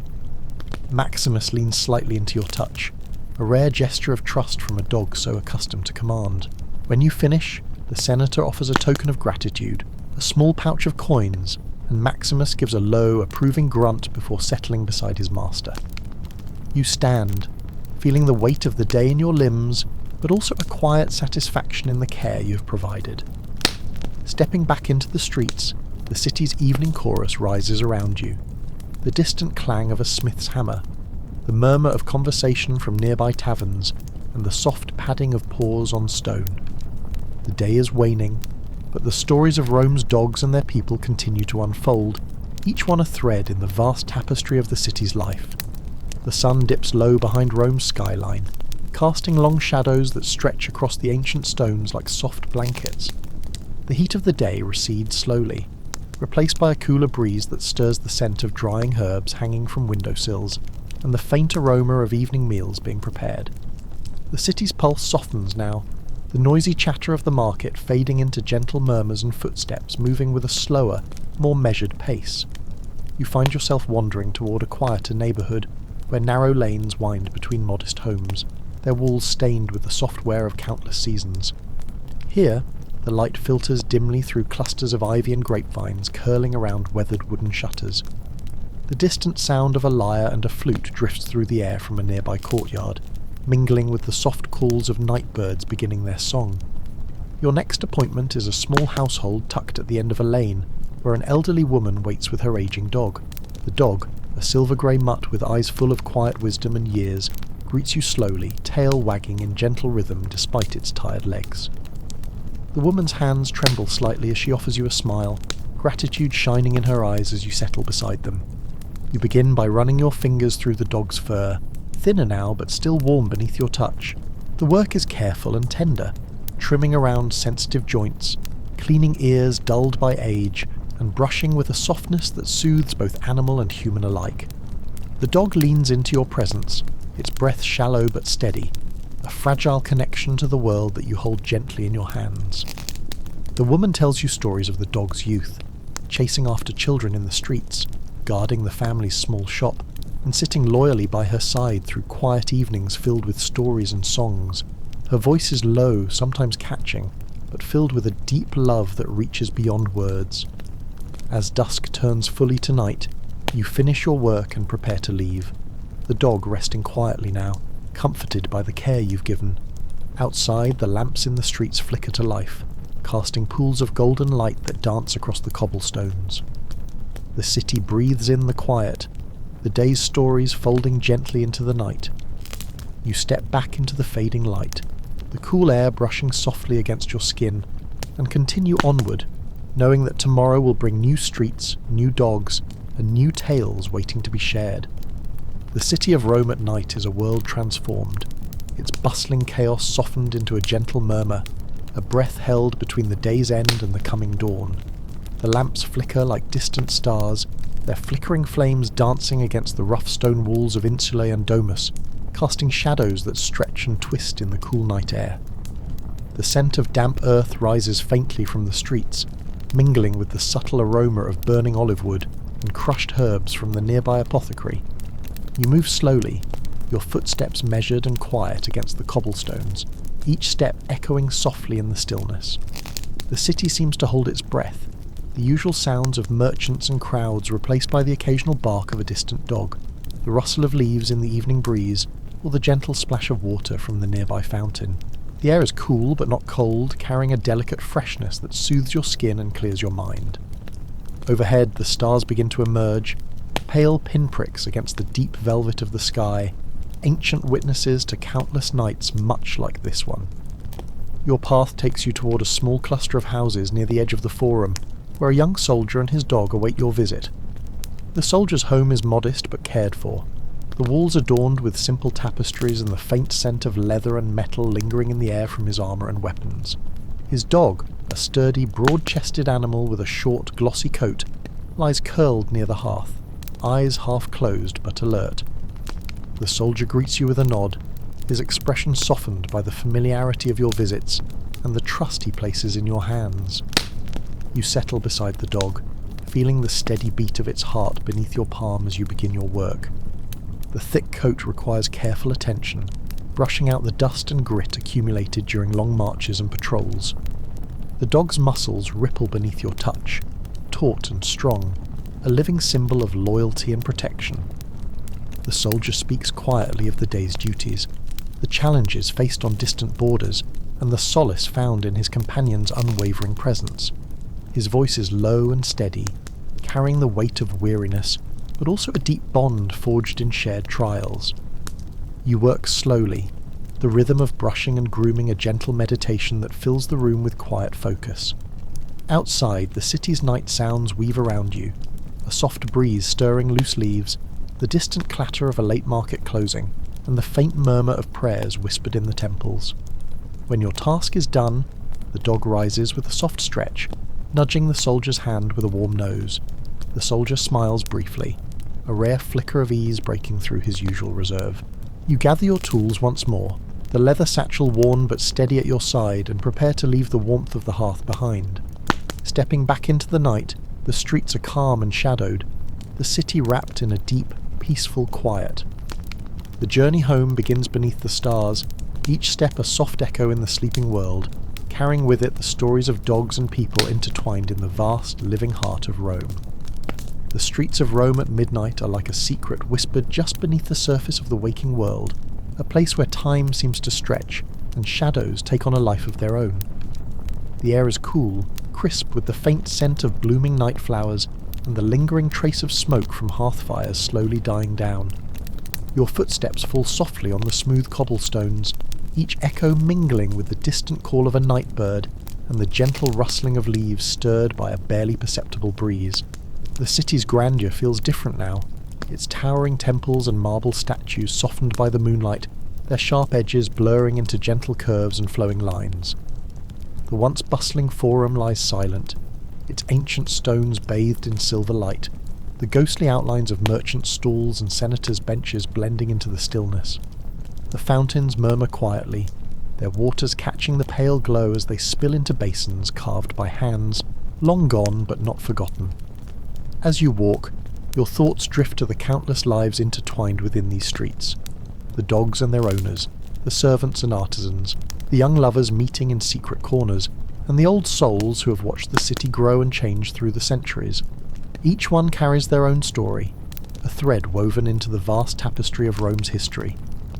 Your path leads you past a small courtyard where a family of street dogs has made their home among the shadows.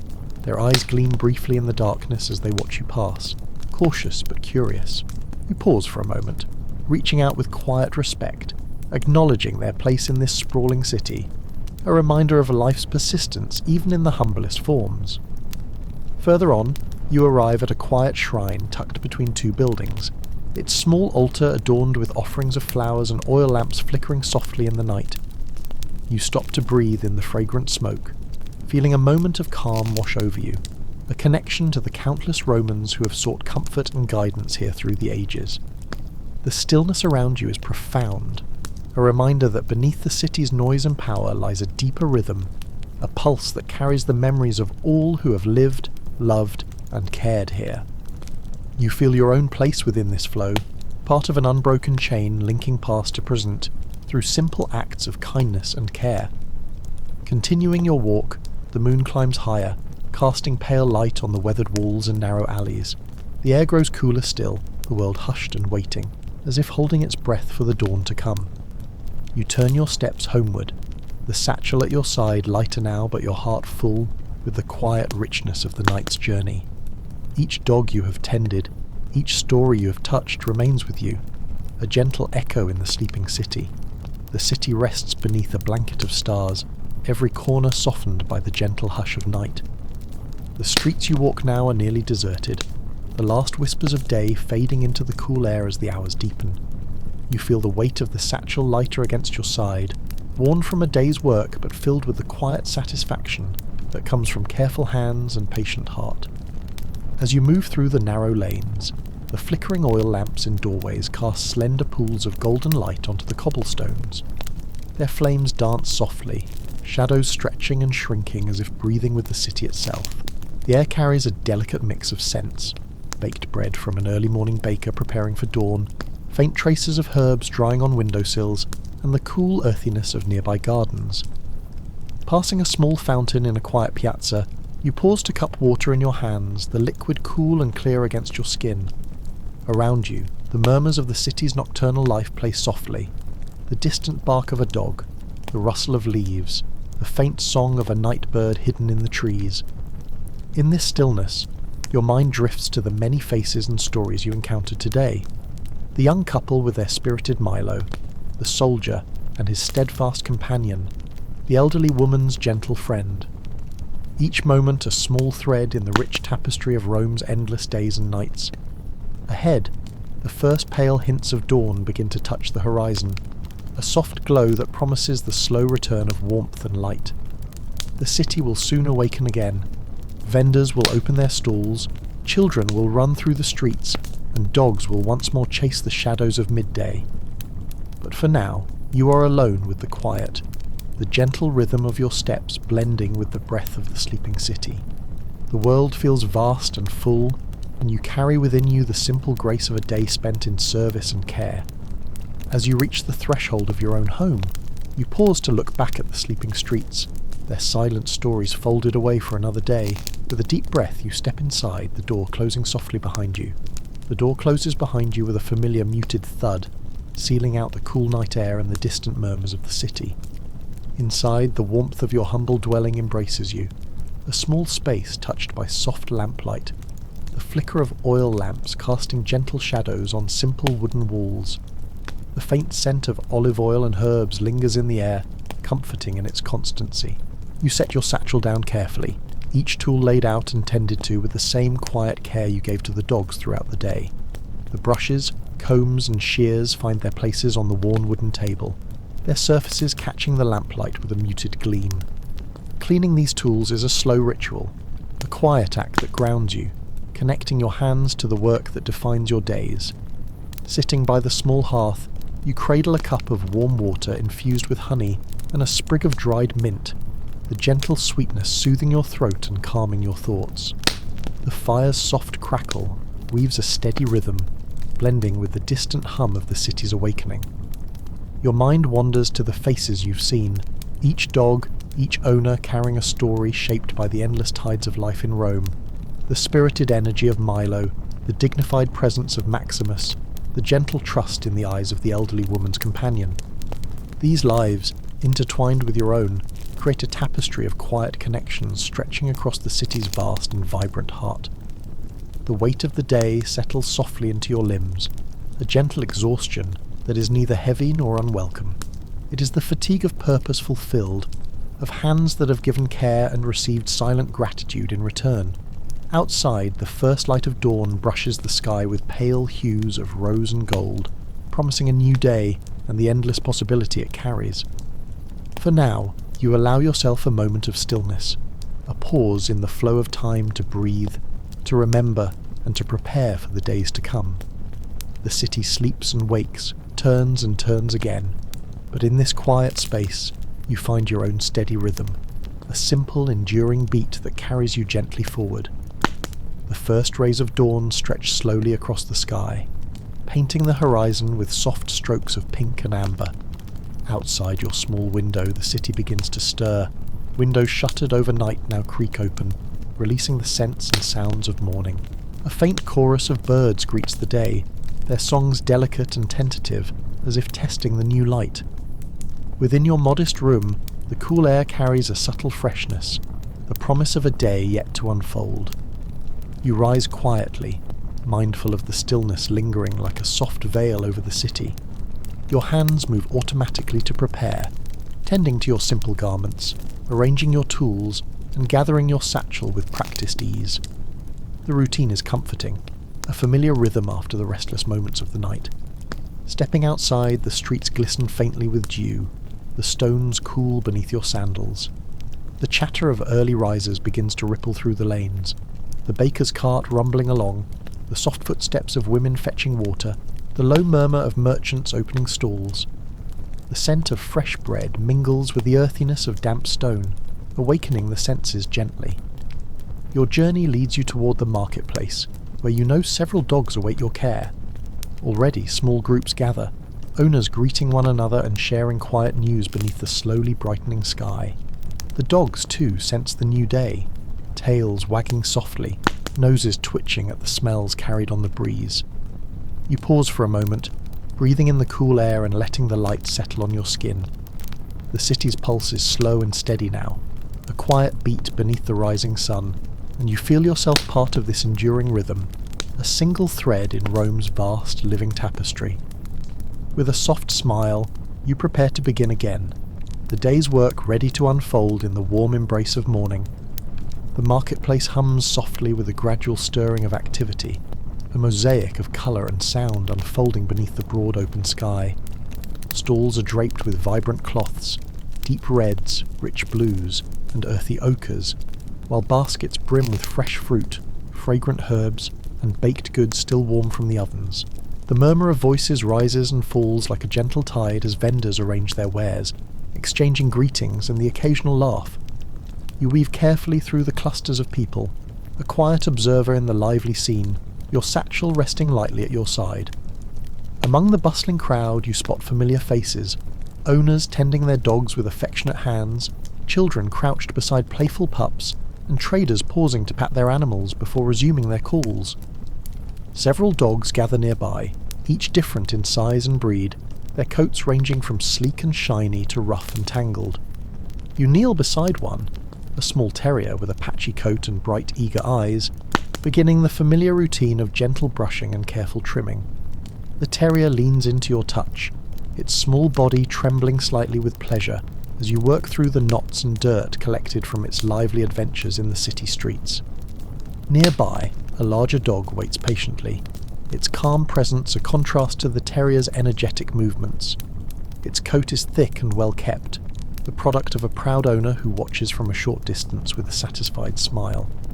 You nod respectfully and move to tend to this dog next, your hands skilled and steady as you brush out the dense fur, mindful of the warmth radiating from its body.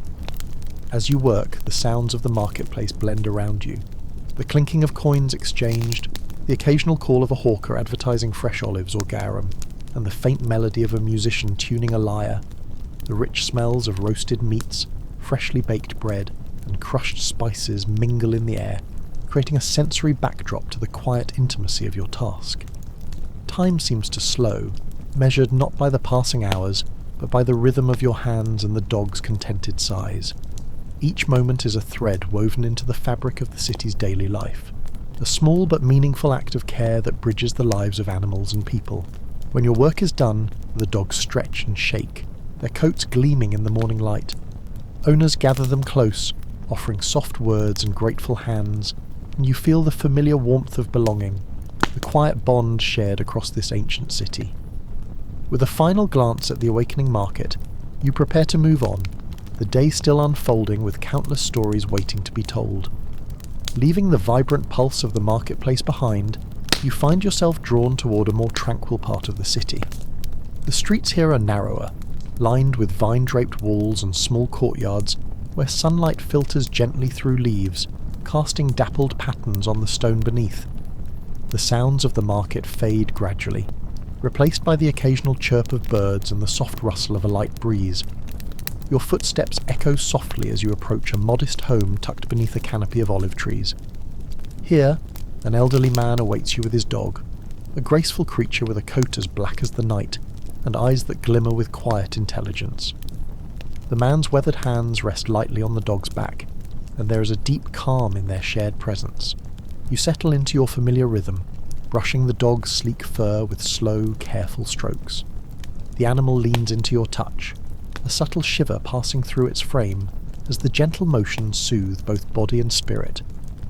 The elderly man speaks softly of times long past, stories of Rome in its prime, of bustling forums and distant battles, of friends now gone and memories held close. As the man's voice drifts like a soft wind, you feel yourself carried through the layers of history, the present moment folding into echoes of centuries. The bond between owner and dog is timeless, a quiet testament to loyalty and love amidst the ever-changing city. Finishing your work, you pause to share a simple drink of water offered by your host, the cool liquid refreshing after the warmth of the morning sun. The dog rests its head gently on the man's knee, eyes half closed in peaceful trust. You rise with the sense of gentle fulfillment, the soft weight of the moment lingering as you prepare to continue your journey. The streets ahead beckon with promise, new faces, new stories, and the unending rhythm of a city that holds so many lives within its ancient walls. The sun begins its slow descent, casting long, warm shadows across the city's weathered stones. The air carries a subtle coolness, a gentle reprieve from the day's heat as the light shifts to golden hues that make the familiar streets glow softly. Around you, the sounds of the city soften, the distant chatter of merchants packing their stalls, the muted footsteps of children playing in shaded courtyards, and the faint clink of pottery being cleaned. You walk along narrow alleyways where vines creep over crumbling walls, and the scent of wildflowers lingers faintly on the breeze. The quiet moments between your visits offer space to breathe, to listen to the hum of the city's quieter heartbeat, and to feel the weight and warmth of the day slowly ease from your limbs. Arriving at a small home near the edge of the Aventine Hill, you are greeted by a woman whose soft smile carries the gentle kindness of someone who has known hardship, yet finds strength in simple joys. Her dog, a lean hound with deep eyes and a smooth coat, greets you with a tentative wag of its tail, its body language a mix of curiosity and trust. You begin your work with slow, deliberate strokes, the brushing releasing loose fur and dust, accumulated from a day spent exploring the hills and gardens nearby. The dog's breaths come steady, its muscles relaxing beneath your touch, as the care soothes both body and spirit. The woman speaks quietly of her day, of tending the small garden, preparing food, and watching the city's rhythm from her window. Her words are soft, almost a whisper, blending with the gentle rustle of leaves and the distant murmur of the Tiber flowing nearby. As you finish, the dog rises and stretches, then nudges the woman's hand, a small gesture of affection that lingers in the quiet air. You pack your tools slowly, savouring the stillness before the city shifts once more with the approach of evening. The path home beckons through streets touched by fading light, the day's stories tucked gently into your memory as you walk beneath the deepening sky. The sky darkens slowly, stars emerging one by one like distant, watchful eyes over the sprawling city. The last light of day fades beyond the rooftops, and the familiar streets grow hushed beneath the gentle cloak of night. A soft breeze carries the scent of blooming jasmine and damp earth, weaving through narrow alleys and open plazas alike. Your footsteps carry you homeward, each one measured and calm, echoing softly against ancient stones worn smooth by countless feet. The city's heartbeat slows, its rhythm now a quiet pulse beneath the stillness. Lamps flicker to life in doorways, casting warm pools of amber glow that reach out like quiet invitations to rest.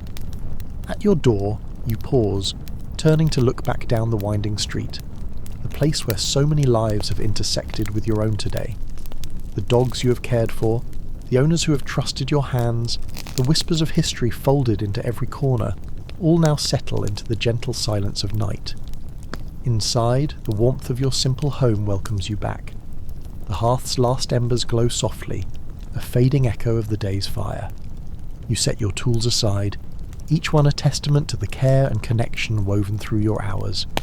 Sitting quietly, you breathe in the stillness, feeling the steady rhythm of your own pulse join the city's. Outside, Rome sleeps beneath the stars, timeless and enduring. Within its walls, life rests but never truly stills, waiting for the dawn when the streets will again stir with voices, footsteps, and the soft patter of paws. For now the city dreams, and so do you, cradled in the gentle embrace of night. And so, as the night settles softly over ancient Rome, you find yourself wrapped in the calm and quiet that follows a day filled with simple care and connection. the city rests, the dogs dream, and your own heart slows into peaceful stillness. May this calmness stay with you now, carrying you gently into restful sleep. Wherever you are, may you feel the quiet comfort of a world that turns slowly, patiently, and kindly. Good night, and sleep well.